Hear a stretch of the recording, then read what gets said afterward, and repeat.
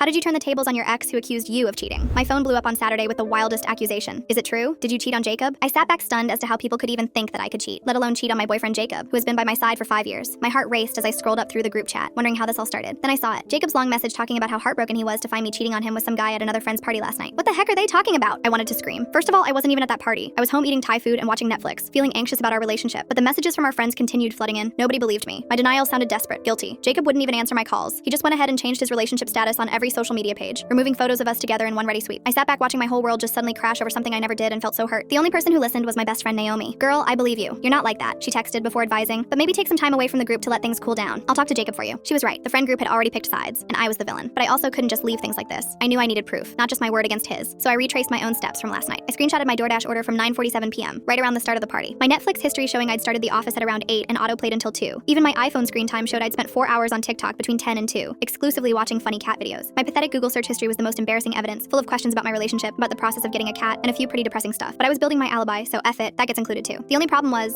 while I was building up my case, I found other things. Suspicious things that had been scratching at my brain for weeks. Jacob had posted an Instagram story that night, which he deleted after a few minutes. I managed to save it to show my mom his new haircut, not knowing that what I had was the answer to this messy little lie. I stared at his picture, bawling my eyes out when I noticed something in the background that seemed familiar. Not only were those not his apartment walls, but the fairy lights and bohemian tapestry were the exact ones from my best friend Naomi's room. My tears dried instantly, and I went full Sherlock on them. Jacob's Uber receipts showed 4 trips to Naomi's apartment in the past month, all during my work hours. His credit card statement had other suspicious charges: flowers I never received, Plan B pills that someone infertile like me would never need, and dinner dates on nights I was away with colleagues. All the facts were clear. They hadn't just hooked up, they'd been having a full affair, and now they needed me gone to be together officially. Sure, fine, I can leave, but not without dragging their bodies into the ground too. So while most people would just walk away, I wanted revenge. I created a Google Voice number and texted Naomi at a time I knew Jacob would be busy at work. Can't do this anymore. Meet me at our cafe at 7 tonight. Let's go public. Only text me here. Then texted Jacob as Naomi. I'm done hiding. Coffee at 7. Wearing the bracelet you gave me. Only text me here. Once they replied, it was time to set the stage. I asked a friend to join me after a bit of convincing. I promise I'm telling the truth. Just give me an hour, and if it fails, you won't hear from me forever. We hid in the back of the cafe waiting silently. I watched her jaw drop when Naomi walked through the doors in her best dress, checking her lipstick, followed by Jacob, who arrived with roses, wearing the shirt I'd bought him. They saw each other and their faces lit up. They immediately kissed while I clicked away on my phone. Why did you call me over here? Jacob asked. Naomi raised an eyebrow. What? No, you called me over. Jacob shook his head and opened his phone to show the messages. Naomi laughed nervously and showed her texts with the Google Voice number. While they compared phones, realizing neither had texted the other, I posted everything to the group chat. The receipts, the Instagram story, the Plan B, the flowers I never got, and the cherry on top, the kissing picture with the caption, "First official date right now at the local cafe. Finally public. Clapping emoji. Clapping emoji." The group chat was outraged, completely betrayed by the 2 lies. The friend who was with me couldn't sit back any longer, added fuel to the fire in the chat as the eyewitness, and even got up and yelled at them in front of the entire cafe. 3 weeks later, I heard through the grapevine that Jacob and Naomi were already fighting. Trust issues, apparently. Shocking. Jacob had the audacity to text me last week saying Naomi was psycho, and he'd made a mistake. I screenshotted it and sent it to Naomi with a heart emoji. They wanted each other so badly they destroyed a 5-year relationship and a lifelong friendship. Now they're stuck with each other, knowing they're both cheaters. That's a life sentence I wouldn't wish on anyone. Well, except them.